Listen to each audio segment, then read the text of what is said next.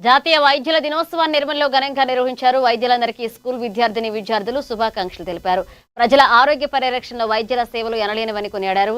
జాతీయ వైద్యుల దినోత్సవాన్ని తెలంగాణ డయాగ్నోస్టిక్స్ అసోసియేషన్ నిర్మల్ శాఖ ఆధ్వర్యంలో ఘనంగా జరుపుకున్నారు. ఈ సందర్భంగా పలువురు పట్టణ వైద్యులను ఎంఐఎం హాల్లో ఘనంగా సన్మానించారు.